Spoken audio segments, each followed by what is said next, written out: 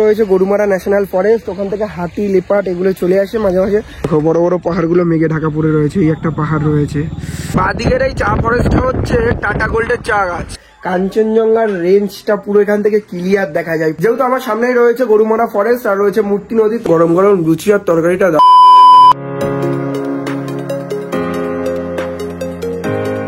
আমার পেছনেই দাঁড়িয়ে আছে কাঞ্চনকন্যা এক্সপ্রেস, এটা করেই যাব নর্থ বেঙ্গল। কিন্তু নর্থ বেঙ্গল এবার অন্য ডেস্টিনেশন। এখন রয়েছে শিয়ালদা স্টেশনে। শিয়ালদা স্টেশনের 11 নম্বর প্ল্যাটফর্মে দিয়ে দিয়েছে কাঞ্চনকন্যা এক্সপ্রেস, এটা করেই নর্থ বেঙ্গল যাব। আর এবার কিন্তু নর্থ বেঙ্গল পুরো একটা নতুন ডেস্টিনেশনে যাচ্ছি। এই হচ্ছে দাঁড়িয়ে আছে কাঞ্চনকন্যা এক্সপ্রেস। আমাদের বগি হচ্ছে S2 এন্ড 8:35 শিয়ালদা থেকে রওনা দিল কাঞ্চনকন্যা এক্সপ্রেস তার ডেস্টিনেশনের উদ্দেশ্যে। ট্রেনে সেরকম দেখানোর কিছুই নেই। আপার সাইডটা আমার পড়েছে আর এদিকে সবারই এই আশেপাশেই পড়েছে। শুধু ওস্তিরটা পড়েছে কত দুটো বগির পরে, S5 এ পড়েছে, আমাদেরটা S2 তে পড়েছে। চলো রাতে ডিনার তো মা দিয়েই দিয়েছে বাড়ির থেকে করে। দিদি সুন্দর করে ডিনার করে দিয়েছে, পরোটা আলু ভাজা তারপর ডিম ভুজিয়া, ওটাই রাতে ডিনার করবো। রাতে দেখানোর মধ্যে কিছু নেই। যদি ফারাক্কা ব্রিজ আসার আগে আমার ঘুম ভাঙে তাহলে একটুখানি দেখাবো, নাহলে কাল সকালে NGP-তে নেমে তোমাদের সাথে কথা হচ্ছে। খুবই এক্সাইটেড রয়েছে কারণ নর্থ বেঙ্গল একটা নতুন ডেস্টিনেশন তোমাদের সামনে তুলে ধরতে চলেছি।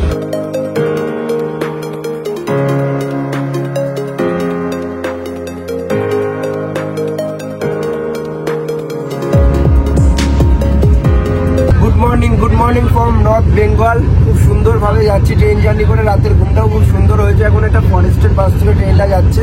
আর এখানকার লোকাল কয়েকজনের সাথে দেখা হয়েছে, তারা শিলিগুড়ির দিকে থাকে। তারা বললো জঙ্গল, ওনারা বললো এই জঙ্গল থেকে নাকি ময়ূর দেখা যায়। ওর জন্য জানলার পাশে এসে বসলাম। আর খুব সুন্দর একটা মিষ্টি হাওয়া, ঠান্ডা পরিবেশ। নর্থ বেঙ্গলে কিন্তু কোনো ভালোই ঠান্ডা রয়েছে। তো তোমরাও দেখো ভিউটা। তো এখন আমরা শুধুমাত্র ময়ূর দেখা অপেক্ষা করছি, তাই তো? দেখা যাক ময়ূর দেখতে পাই কিনা।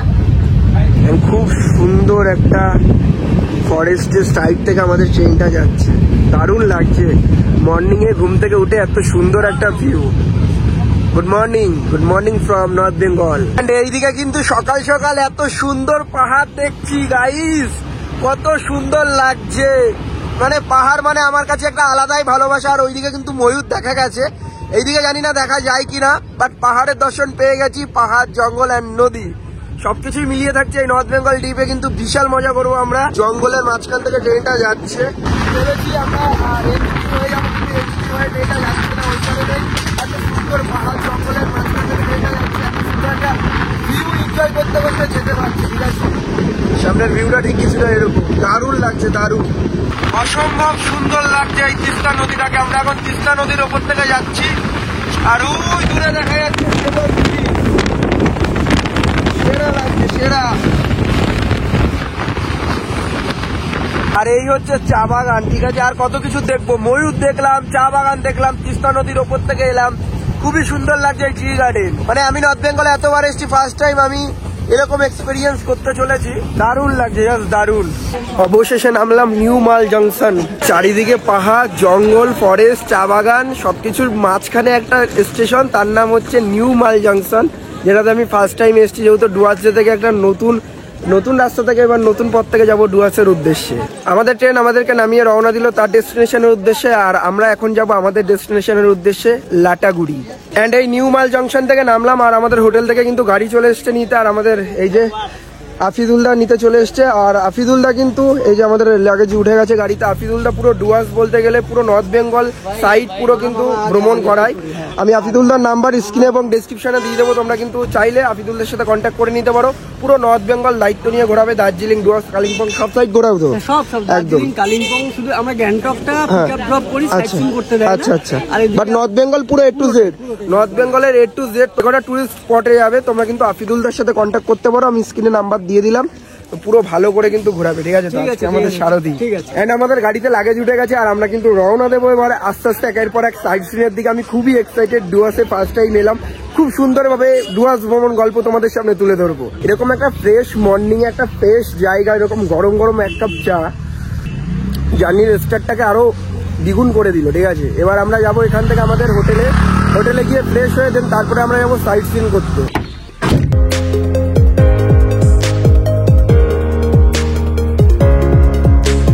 আমরা এখন গরুমারা ফরেস্টের মাঝখান থেকে যাচ্ছি। রাস্তা দিয়ে দুর্দান্ত লাগছে, দু সাইডে জঙ্গল। বাদিকের এই চা ফরেস্টটা হচ্ছে টাটা গোল্ডের চা গাছ। যেই টাটা গোল্ড আমরা খাই সেই টাটা গোল্ডের চা পাতা গাছের। ফাইনালি এসে পৌঁছালাম আমাদের রিসোর্টে। এই যে পেছনেই রয়েছে আমাদের হোটেল, সমস্ত কিছু দেখাবো। দারুণ জায়গা, পাশেই রয়েছে গরুমারা ফরেস্ট আর রয়েছে মূর্তি নদী। ঠিক আছে, তো মূর্তি নদীর জল শুকিয়ে গেছে এখন, যেহেতু ওটা বর্ষাকালে জল যায় ওখান থেকে।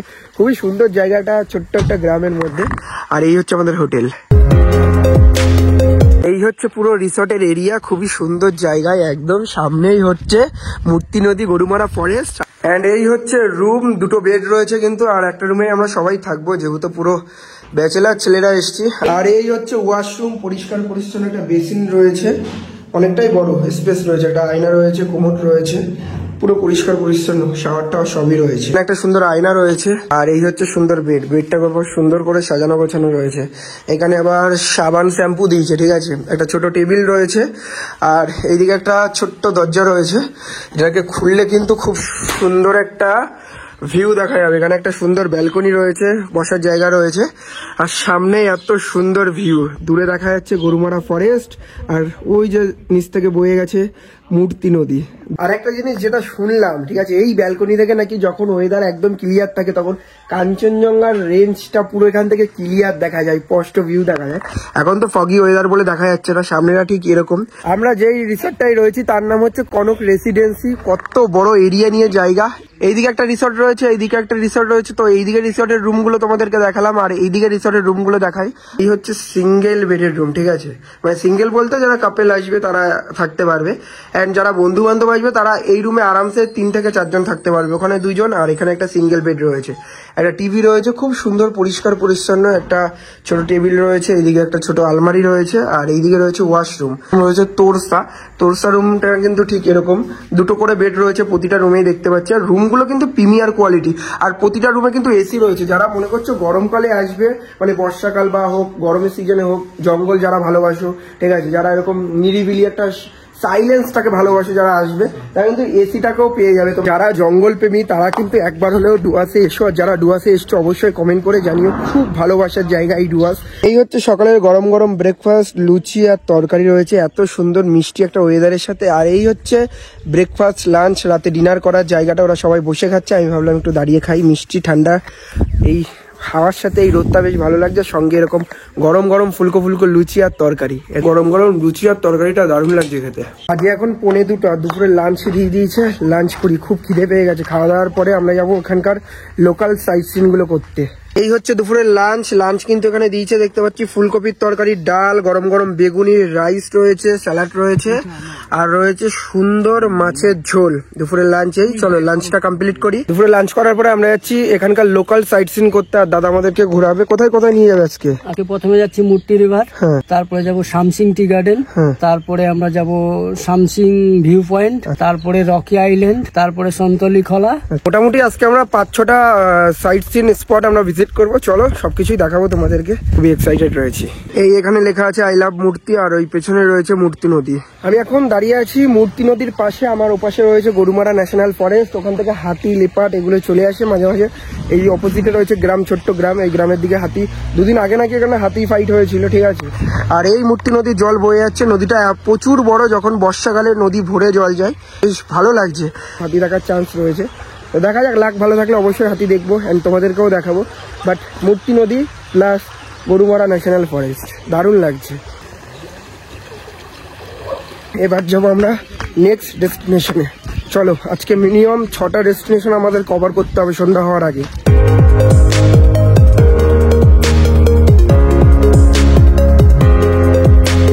এই লেখা আছে আই লাভ সামসিং, আর আমরা চলে এসেছি 2 নম্বর ভিউ পয়েন্টে। এই জায়গা থেকে খুব সুন্দর লাগছে, খুব সুন্দর পাহাড় রয়েছে, নিচ থেকে মূর্তি নদীটা বয়ে যাচ্ছে, ওই যে শুকনো রয়েছে। আর এই জায়গাটা না নিমিষের মধ্যে জাস্ট ওয়েদার চেঞ্জ হয়ে গেল, একদম কড়া ঠান্ডা, কড়া যাকে বলে। আমি তো বাড়ির থেকে জ্যাকেট ট্যাকেট আনবো ভাবিনি, ঠিক আছে, আমি গরম পড়ে গেছে, তো ভাগ্যিস হলো জিন্সের জ্যাকেটটা এনেছিলাম, এই ডেমিন জ্যাকেটটা, আর একটা হুডি এনেছিলাম, নাহলে এই ঠান্ডার মধ্যে আমাকে কাঁপতে হতো। যাই হোক, খুব সুন্দর লাগছে ওয়েদার। পাহাড়ের ওয়েদার মানেই জানো মিনিটের মধ্যে ওয়েদার চেঞ্জ হয়ে যায়, ঠিক আছে।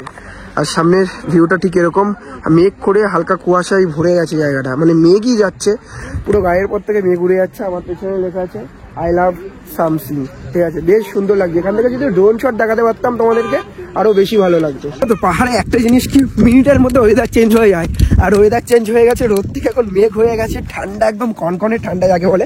ভিউ পয়েন্ট পাহাড় রয়েছে, পাহাড়ে ঘরবাড়ি দেখা যাচ্ছে, উফ দারুণ লাগছে। মিনিটের মধ্যে জাস্ট ওয়েদার চেঞ্জ হয়ে গিয়ে একদম মেঘ করে কুয়াশা, চারিদিকে বড় বড় পাহাড়গুলো মেঘে ঢাকা পড়ে রয়েছে। এই একটা পাহাড় রয়েছে, আর এগুলো তো সবই পাহাড়। কেমন লাগছে কমেন্ট করে জানিও।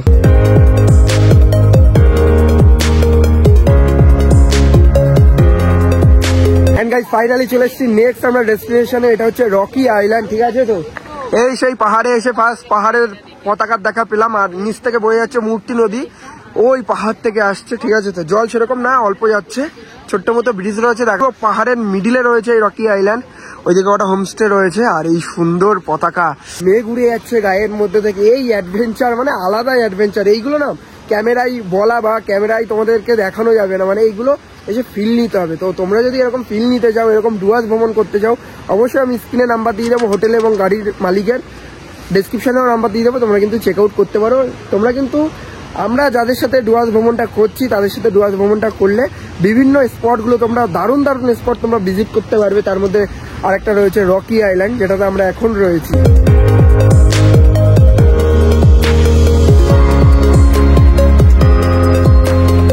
আমরা কিন্তু অনেকটা নিচে নেমে গেছি, ওই যে ব্রিজের উপরে ছবি টবি তুলছিলাম, নিচে নেমে গেছি মূর্তি নদীর এখানটায়, বেশ ভালো লাগছে। দাদা বললো আমরা যে স্পটে যাবো, যেহেতু এমনি শীতের বেলা, ঠিক আছে, পাহাড়ে তাড়াতাড়ি সন্ধ্যা হয়ে যায়, তো আমরা যে স্পটটা যাবো ওটা 1 ঘন্টা দূরে, তো সন্ধ্যা হয়ে যাবে, গিয়ে লাভ নেই। তো কালকে ওই স্পটটা কালকে ঘোরার মধ্যে অ্যাড করে দিয়েছে, তো আজকে লাস্ট স্পট বলতে এটাই। সবাই ছবি টবি তুলছে, দারুণ লাগছে, সুন্দর জল বয়ে যাচ্ছে এবং কাচের মতো জল। কেমন লাগছে কমেন্ট করে জানিও।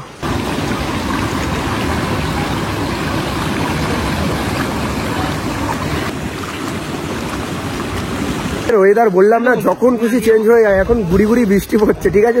তো এখন যাই রিসর্টে গিয়ে ফ্রেশ হবো, দেন তারপরে রাতের কি অ্যাম্বিয়েন্স, রিসর্টে কি কি ব্যবস্থা আছে সেগুলো তোমাদেরকে দেখাবো।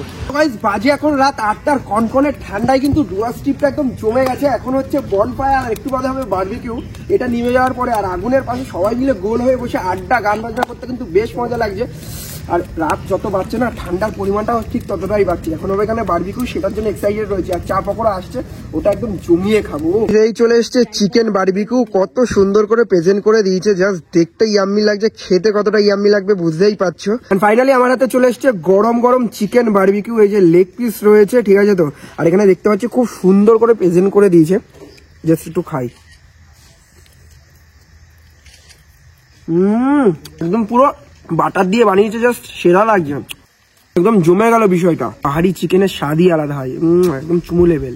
A few moments later. তো গাইস বাজে এখন রাত 10:30, এখন ডিনার করতে চলে এসেছে। তো গাইস রাতে ডিনার চলে এসেছে, ডিনারে রয়েছে চিকেন কষা, এদিকে রয়েছে বাঁধাকপি আলু দিয়ে একটা তরকারি, এইদিকে রয়েছে স্যালাড, এদিকে রয়েছে বেগুন ভর্তা, ডাল, আলু ভাজা। এই হচ্ছে রাতের ডিনার, এত সুন্দরভাবে প্রেজেন্ট করে দিয়েছে। দেখো তোমাদেরকে একটা কথা বলি, এই কনক রেসিডেন্সির খাবার দাবার এতটুকু, দুপুরের লাঞ্চটাও যেরকম সুন্দর ছিল, রাতের ডিনারটাও আশা করি খুব সুন্দর হবে, কারণ চিকেনটা দেখে যা ইয়াম্মি লাগছে, ঠিক আছে। তো আর এখানে না পুরো ঘরোয়া ভাবে রান্না করে, বেশি তেল মশলা রিচ খাবার কোনো কিছুই না। তোমরা যদি ডুয়ার্স ভ্রমণ করো, ডুয়ার্স ভ্রমণে এসে যদি তোমরা কনক রেসিডেন্সি এই রিসর্টে থাকো, তাহলে এত সুন্দর খাবার দাবার পাবে, সকালের ব্রেকফাস্ট, দুপুরের লাঞ্চ, রাতের ডিনার। এদের ব্যবহার না খুবই ভালো, যেমন ব্যবহার ভালো তেমন জায়গা সুন্দর, তেমন খাওয়া দাওয়ার কোয়ালিটি। তো চলো রাতের ডিনারটা কমপ্লিট করি, দেন তারপর আবার কথা হচ্ছে। চিকেনটা জাস্ট দেখো কতটা ইয়াম্মি লাগছে দেখতে, এত সুন্দর খাবার দাবার রেখে বেশি কথা বলতে পারছি না, ডিনার কমপ্লিট করি। সবাই মোটামুটি বসে গেছে। এই হচ্ছে ইয়াম্মি চিকেন কষা, যেটা খাওয়ার জন্য অনেকক্ষণ ধরে এক্সাইটেড ছিলাম, দারুণ হয়েছে। এদিকে অনেক পেঁচা উড়ে এসছে, ওই যে সেটা এখন লাইট দিয়ে জ্বালিয়ে দেখাচ্ছে এই কাকু, ওই যে প্রচুর পেঁচা উড়ে এসছে। অ্যান্ড এখানে কিন্তু দেখতেই পাচ্ছি ওইদিকে কিন্তু গরুমারা ফরেস্ট রয়েছে, ওখান থেকে জঙ্গলে হাতি মাঝে মাঝে বেরিয়ে আসে। এই দাদা রয়েছে আমাদের হোটেলের ওনার দাদা, এখন এই যে বড় টস দিয়ে দেখানোর চেষ্টা করছে, হাতি চলে আসে। হ্যাঁ মাঝে মধ্যে এখানে সামনে চলে আসে, মাঝে মধ্যে বলতে ধানের সিজনে তো প্রতিদিন, তবে এখন যেহেতু ধানের সিজন না, এখন আসে, এটা করিডোর হিসাবে ব্যবহার করে। আচ্ছা, এখান থেকে ওরা গ্রামের দিকে চলে যায়। লাস্ট কবে হাতি দেখা গেছে তাও এখানে? লাস্ট 1 সপ্তাহ আগে দেখা গেছে, এখন একটু গভীর রাতে আসে। আচ্ছা, যাওয়া আসা প্রতিদিনই করে, কিন্তু আমরা তো ঘুমিয়ে পড়ি সারাদিন কাজকর্মের পরে, আচ্ছা। ওই পরের দিন হয়তো ফুটপ্রিন্ট দেখা যায়। দেখতেই পাচ্ছ লাইট মেরে কিন্তু পুরো গরুমারা ফরেস্টের জঙ্গলে পর্যন্ত লাইট চলে যাচ্ছে। ওখান থেকে লেপার্ডও আসে, শুধু হাতি বলে না, বন্য ভাল্লুক রয়েছে, লেপার্ড রয়েছে, ভয়ঙ্কর জীবজন্তু রয়েছে, আর বিশেষ করে হাতি। একসাথে কটা হাতির দল নাকি একবার এসেছিল। আমরা 86টা অব্দি হাতি এই সামনের এই ধান 86টা হাতি গরুমারা ফরেস্ট থেকে একদম লোকালয়ে চলে এসেছিল একটা দল বেঁধে। জাস্ট ভাবো, দাদা বলছিল আমাদের যদি ভাগ্য ভালো থাকে যদি হাতি আসে, কিন্তু বাট বললো 1 সপ্তাহ আগে এসেছিল। 86টা হাতির পাল যদি আসে এরকম, জাস্ট ভাবো, যেমন একটা অ্যাডভেঞ্চার দেখার জন্য তেমন কিন্তু ভয়ও লাগে। এই অ্যাডভেঞ্চারটা জাস্ট একদম চুমু লেভেল, এটা আমার সেরা অ্যাডভেঞ্চার হয়ে থাকবে। দেখ তোমরাও যদি এরকম অ্যাডভেঞ্চার পেতে চাও, এরকম নিরিবিলি জায়গায়, এরকম ফরেস্ট জঙ্গল তোমরা ভালোবাসো, তাহলে তোমাদেরকে ডুয়ার্সে আসতে হবে। আর যেই রিসর্টে আমরা রয়েছি সেই রিসর্টে অবশ্যই এলে, এত সুন্দর এই রিসর্টে পাবে। আমি সমস্ত কিছু স্ক্রিন এবং ডিসক্রিপশনে নাম্বার দিয়ে দেবো, তোমরা কিন্তু পারলে চেক আউট করতে পারো।